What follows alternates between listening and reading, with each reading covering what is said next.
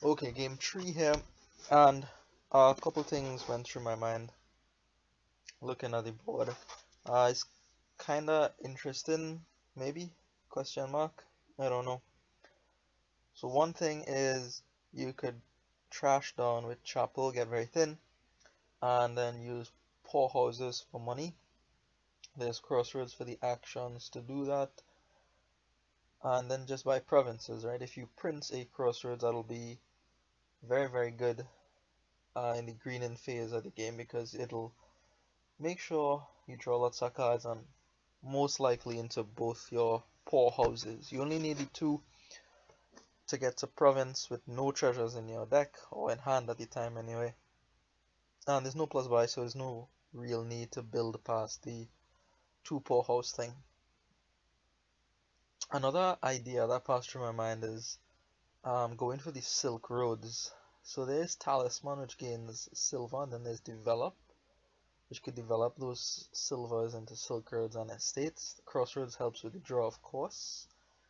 There's also Rats as a target for develop. You could get Duchy and Silver, or Witch and Silver, because I feel like in that line, the Witch is going to cause some trouble to you, so you would want to put some of the curses into your opponent's deck, one less for you to deal with, right? Um, I am not gonna go for the Silk Road thing. It seems a bit airy. Doesn't seem as good as going for the chapel and the poorhouse. So we are both going to open with the chapel here. My opponent goes for the silver. Now I didn't want to go for the silver, but I did end up following him because you don't need to go for the silver, right? If all you want is a poorhouse and a crossroads, you need $2 in your deck. I mean, you could just have one and then buy the poorhouse, buy the crossroads after, so on and so forth. Um, I considered open rats, but I eventually followed him with the silver, which I don't like doing for myself.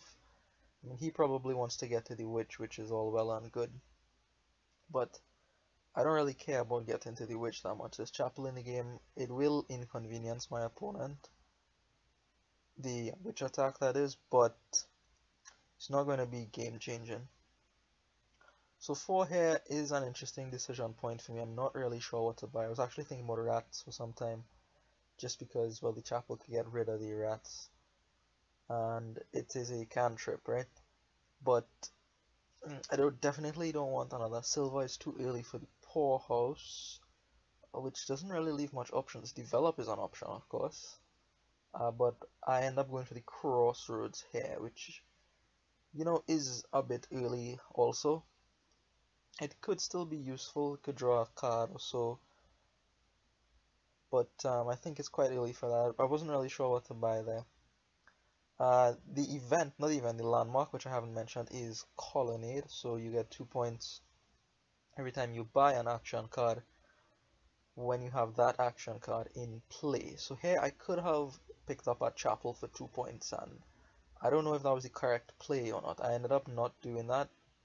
I actually bought nothing here. Again, I think it's too early for the poorhouse, otherwise I'd have picked that up.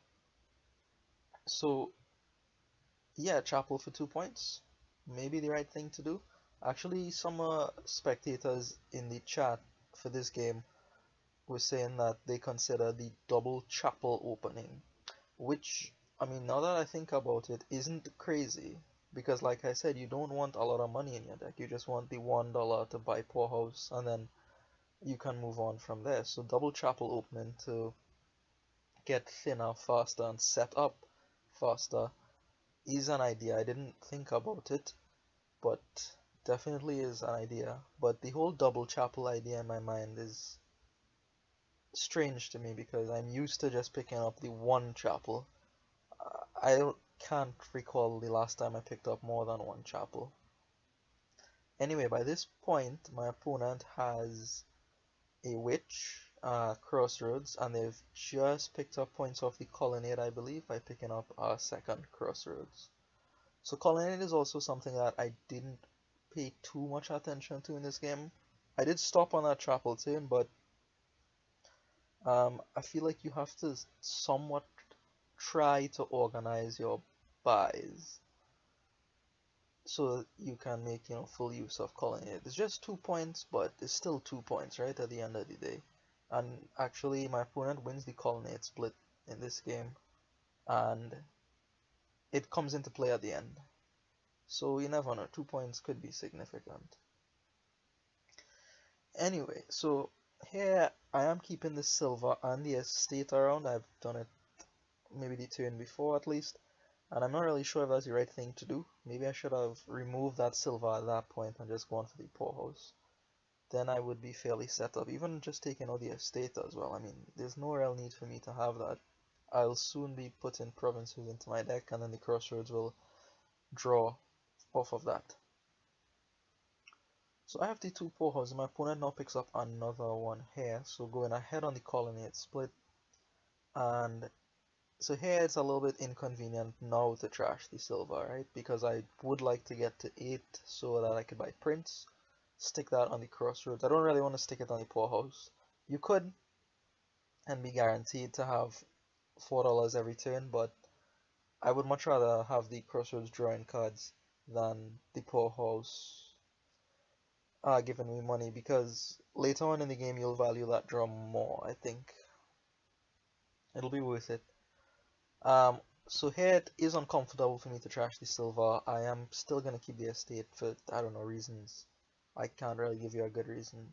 I wanted the crossroads to not be totally dead, but I'm not sure if it's worth it to keep the estate to do that. So my opponent is creasing me once a turn here, so I have to be vigilant and keep up with the trashing, otherwise I will get buried.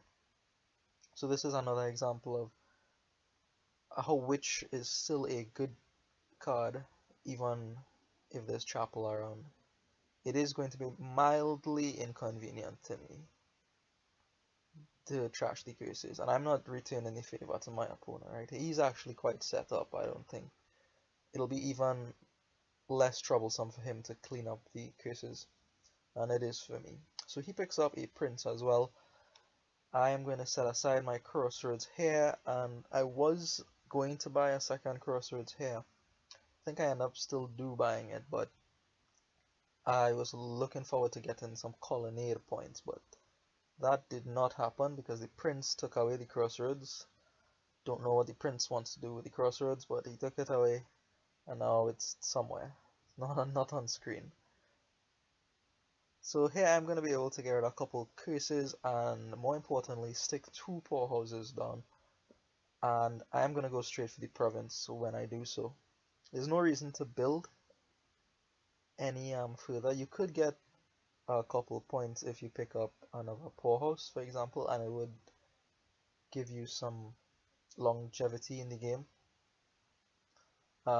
As my opponent does here, he picks up another poorhouse. I believe he has 3 poorhouses, and I had 2 during the end game here. So he does pick up another poorhouse. He has no real reason to rush, I feel, because you know he's in the same place as me and he has the points lead, right? So he can just build his deck,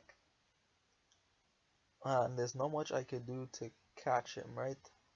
So if I start to green here, he can follow me, and then if we go all the way to the end, he'll win on the colonnade difference, which is 4 points actually.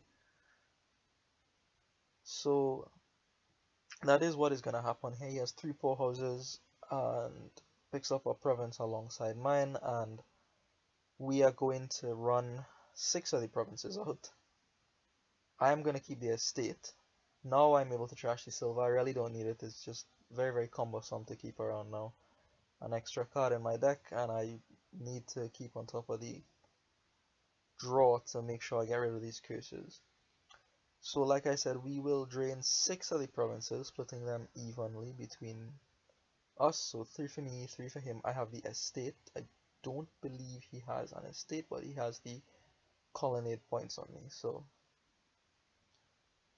he has a 3-point advantage after we split the provinces. So I believe it is me who gets to decide what to do. So I could hope he stalls, but that doesn't seem very likely. You see here what's going on with this crossroads, right?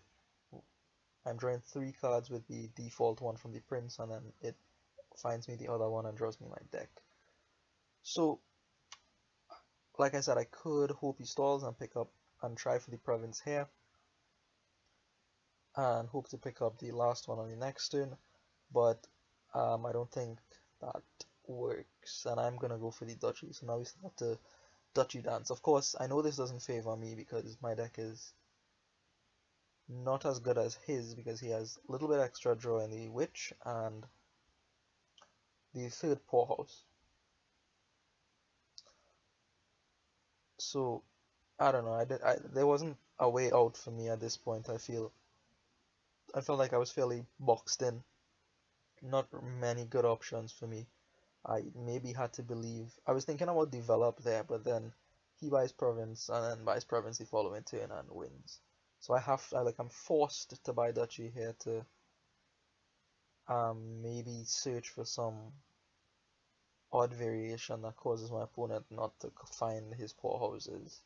I don't know if that's even possible at this point, but anyway, we have to try. So he goes for the duchy now, and we're going to duchy dance.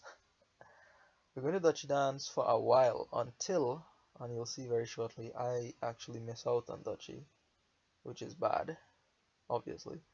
I miss out on the duchy, and that really all but seals it up for my opponent. I only found one poorhouse, so I was able to pick up a Silk Road then, and that really gave my opponent the opportunity to pick up the penultimate province, because even if I had picked up the province, I would still be behind by a point. My Silk Roads aren't worth 3, not yet anyway. So yeah, still finding the $8 here. Oh, by the way, if you want to spectate, I mentioned spectators, that's a new feature of the client. If you want to spectate, I post my the time of my matches in the Dominion forum, so you could go have a look there and you'll know when I'm playing if you want to look at me play live.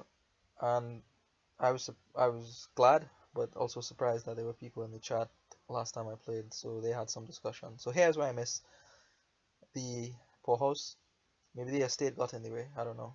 And I pick up the Silk Road with only 2 points. So this is his opportunity to pick up the penultimate province and then, well, maybe get the last one the next turn, but it doesn't matter. Picking up the penultimate province is very good for him. It'll put him at 4 provinces, and I can't threaten to do anything. Even if I trash the curse out of my deck, I'll still be 1 point behind after I buy the last province, and that means a loss. So he actually should have bought the penultimate province here, but he didn't. He actually buys a duchy, but there's no reason to do that because he was totally safe to buy the penultimate province. So slight misplay, but it's not going to matter at the end here. These colonnade points, you see how far it's carrying him, right? He has that split in his favor, and because of it, he is able to just carry that advantage throughout the entire game. And there's not much I could do here, because if I stop to buy something other than points, that gives him the window to pick up the penultimate province. So yeah, like I said, it's only 2 points, but in this game it is actually quite significant. I mean, he had 4, but even if it was 2, it was the same situation really. He always had the slight advantage to me. So yeah, you see the duchy there, but no need to buy the duchy. And I am gonna pick up the duchy here, and I don't know, we're late into the game now, maybe something will happen to his deck, but I don't think that is possible. The witch is gonna save him from any potential trouble. Look, he's still drawing his deck just with 1 crossroads play. That's amazing. The Prince Crossroads really helps at this point in the game. So here I think now he goes for the province. Yeah, I think now he goes for the province. He realizes now that he's completely safe, and he has to do it now before my Silk Roads actually bump up to 3 points. If I get enough Silk Roads, then, you know, maybe it mightn't be safe anymore to take that province. So, goes for it, and then he picks up the province again on the turn after. So that closes out the game. Not really sure where I went wrong here. I didn't like my silver opening. Maybe double chapel opening is a thing. I'm not sure, but I didn't like the silver. Maybe the developer was better. I don't think the developer was better, but anyway, hard to say where I went wrong here. Let me know. Alright, thanks for watching, and see you in the next game.